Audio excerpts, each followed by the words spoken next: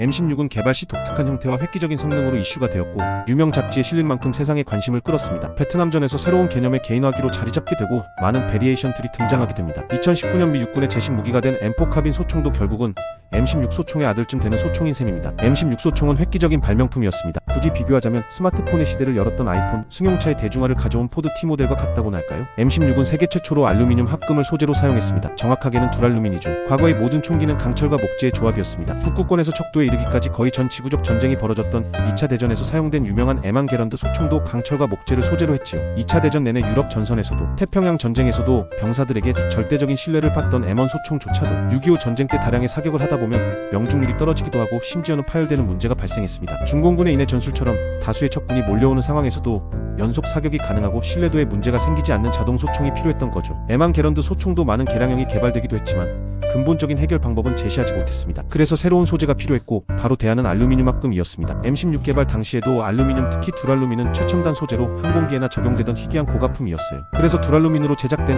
M16은 높은 강도와 유연성으로 장시간 다량의 사격에도 높은 신뢰도를 유지할 수 있었지요. M16 소총에 사용된 플라스틱이 소재로 적용된 배경은 2차 세계대전 시 영국군의 철수, 즉 덩케르크 철수와 관련이 있습니다. 1차 세계대전의 참상을 경험한 유럽은 다시는 전쟁이 일어나면 안 된다는 생각을 갖고 있었고 나치 독일의 위협에 대응하기 위해 영국은 자국 군사력의 90% 이상을 이미 프랑스에 주둔시키고 있었어요. 그런데 1939년 독일이 폴란드를 침공하면서 2차 세계대전이 시작되었고 나치 독일은 새로운 개념의 작전술인 전격전과 기계화 부대를 운용하며 유럽 전역을 점령하기 시작했어요. 나치 독일은 순식간에 폴란드를 점령하고 6주 만에 프랑스의 항복을 받아냈습니다. 순식간에 유럽 전역이 나치 독일의 점령지가 되어버린 거지요. 문제는 프랑스에 전개되어 있던 영국군이었어요. 그들은 그야말로 전멸하거나 모두 나치 독일의 포로가 되거나 물에 빠져 죽을 지경이 된 겁니다. 그래서 당시 영국의 수상 처칠은 철수를 결심하고 민간 선박까지 동원해서 그들의 철수시킨 덩케르크 철수작전이 시작되었지요. 독일군의 공격으로 괴멸당할 위기에서 간신히 약 33만 명의 병력을 철수하여 구조하는 데는 성공했지만 정작 철수한 병력들을 무장시킬 소총조차 없었어요. 한 명의 전투 요원이라도 더 구하기 위해 모든 무기는 다 버리고 철수한 거지요. 전차, 야포,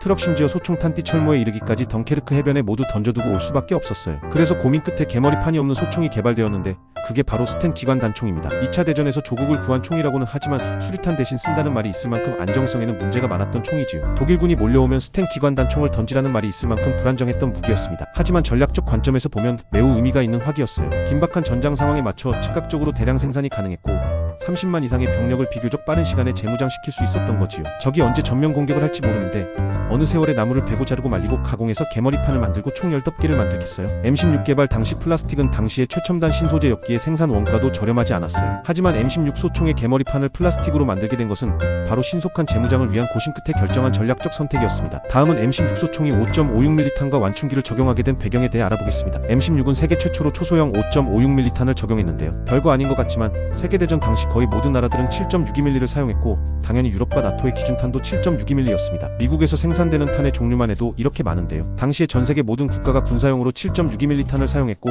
보시는 것처럼 7.62mm 탄약도 종류가 다양했어요. 미국이 차세대 개인화기로 5.56mm 탄을 적용한 것은 당시로서는 혁명이었는데 그렇다면 왜 5.56mm 탄을 적용했을까요? 탄약 제조 기술의 발달로 5.56mm 탄으로도 7.62mm 탄을 대체할 수준이 된 이유도 있지만 결정적 원인은 탄약의 무게와 부피 때문이었습니다. 탄의 무게와 부피가 절반 가까이 줄어들어서 같은 무게라면 전투 요원들이 더 많은 탄약을 휴대할 수 있어 작전용 통성이 확보될 수 있었고 동일한 양의 탄을 휴대한다면 전투 하중이 크게 줄어든다는 장점이 있었어요. 다량의 탄을 생산하는 국가 차원에서도 납, 구리 등 소재 확보에 필요한 군사비 혹은 전쟁 비용을 절감할 수 있었고 대량의 탄약을 수령, 수송, 보급, 불출을 해야 하는 군의 입장에서도 부담이 경감되었습니다. 탄에 충전된 화약의 감소로 반동도 감소하게 되었기 때문에 발사 후 다시 목표물 조준하여 사격하기 더 쉬워졌고 연발로 자동 사격을 해도 사수가 총기를 통제하기 쉽다는 장점도 있었습니다. 전투 실험 과정에서도 5.56mm 탄이 7.62mm보다 교전 시 더 효율적이고 효과적임이 증명되었습니다. 사수가 반동과 소음을 두려워하지 않고 자세, 무기 제어, 조준, 격발에 집중할 수 있을 때 더 높은 명중 확률이 가능한데 이 비교표만 보더라도 7.62mm 탄보다 우수한 5.56mm 탄은 안 쓸 이유가 없었던 거죠. 또 군 병력 구조가 여성과 아시안이 증가하는 추세임을 고려하면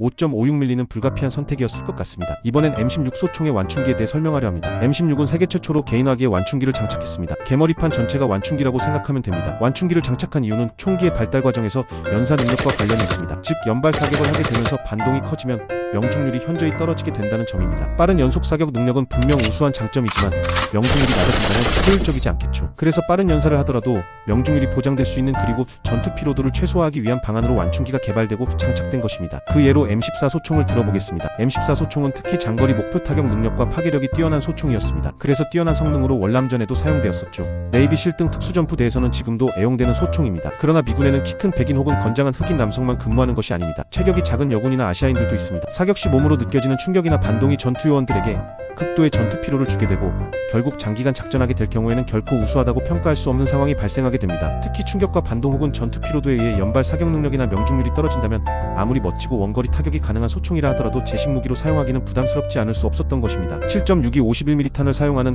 M14 자동 소총이 바로 그랬습니다. 결국 전문가들은 M16이 몇 가지 해결해야 할 문제가 있지만 M14보다 우수하다고 판단할 수밖에 없었고, 그래서 현재는 해군 일부 제대에서만 제식 소총으로 사용하게 된 것입니다. 해군은 근접 전투를 주 임무로 하지 않고 함정과 함정을 연결하는 샷 라인을 사용해야 하는 경우가 많으므로 무겁고 반동이 심해도 장거리 타격이 강한 M14를 선택했습니다. 물론 M16은 개발된 지 오래된 총이고 전투요원의 생존성 보장을 위한 방탄 장비의 발달로 그 위력은 상대적으로 약화되었을지 모르지만 자유세계를 지킨 무기라는 전설적인 무기이자 매우 신뢰도 높은 우수한 소총임에는 틀림없지요. 이제는 노후되어 상비군에서는 퇴역했고 예비군 개인화기로 사용되고 있지만 역사상 가장 상징적인 무기체계이자 공산국가의 침략으로부터 자유세계를 지킨 무기체계의 아이콘이라고 군사학자들은 평가하고 있습니다. 하지만 이렇게 탄생한 최첨단 고성능 총기 M16 소총이 한때 기능고장으로 세계 최악의 소총으로 불리웠던 적이 있었습니다. 베트남전 초기에 기능고장으로 신뢰도가 떨어지는 형편없는 총기라는 평가를 받았고 미 의회 청문회와 조사를 받았던 사실도 있었습니다. 하지만 그건 총기 자체의 문제라기보다는 다른 외부적인 요인이 있었습니다. 사격간 발생하는 뜨거운 가스, 탄소, 기타 화약 잔여물들이 총관과 약식에 누적되고 이것이 청소되지 않은 상태로 방치된 것이 심각한 기능 불량의 원인이었습니다. 게다가 베트남의 덥고 습한 환경은 탄약을 빠르게 푸식시켰죠. 급기야 긴박한 교전 중에 사격을 할 수 없는 상황이 발생하고 많은 젊은이들이 전사하는 사태가 벌어진 것이죠. 물론 구리재질의 탄피와 찌꺼기가 많이 발생하는 화약에도 문제는 있었습니다. 그러나 미군은 국방비 혹은 전쟁 비용 절감을 위해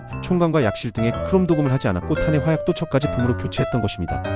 이뿐만이 아니었어요. 총기분의 결합이나 관리를 위한 교육훈련도 아예 없애버렸죠. 교관은 전투부대 지휘관으로, 조교는 전투요원으로 전장에서 교전 중 발생할 수 있는 고장, 기능장애 등에 대비할 기회를 아예 없애버린 거죠. 게다가 총기 손질 도구조차 생산 중단, 보급조차 하지 않았습니다. 이는 개인 정비를 위한 교육과정, 청소 수선 부품 제외 등으로 심각한 문제가 생기기도 한 거죠. 사격 전후 항상 개인 확인은 점검하고 청소해야 기능 고장을 예방하는데 개인 정비, 분해 결합, 총기 소재 등이 모두 사라져 심각한 문제가 발생하게 된 겁니다.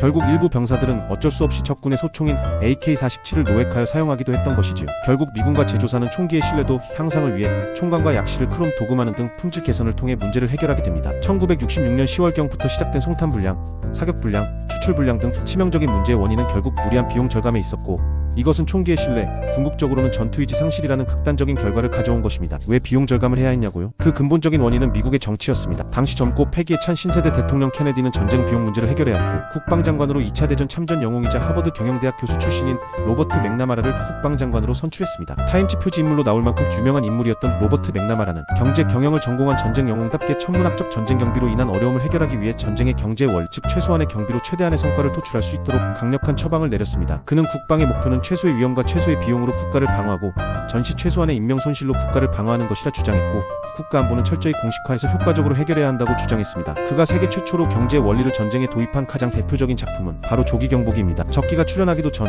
최적의 시기에 최적 무기로 격추하도록 하여 고가의 미사일을 낭비하지도 않고 아군의 조종사가 적기의 위협에 노출되기 전에 요격할 수 있도록 했습니다. 그러나 전쟁의 경제의 논리가 이식된 결과는 이런 긍정적인 면만 있었던 것은 아니었습니다. 앞서 말씀드린 바로 M16처럼 제조 단가를 낮추기 위해 제작 과정을 축소하거나 적정한 탄약을 저가의 탄약으로 교체해서 전투에서 패배하고 전투 의지를 상실하게 한 경우가 그 예입니다. 그러나 그는 군인이자 전쟁 영웅답게 전후 자신의 잘못이 상당 부분 있었음을 인정하였습니다. 한국 군의 무기체계도 마찬가지 아닐까요? 얼마나 잘 개발했느냐도 중요하지만 어떻게 운용하는가도 중요합니다. 우리 군의 미래를 응원합니다. 밀리터리 히든 스토리. 감사합니다.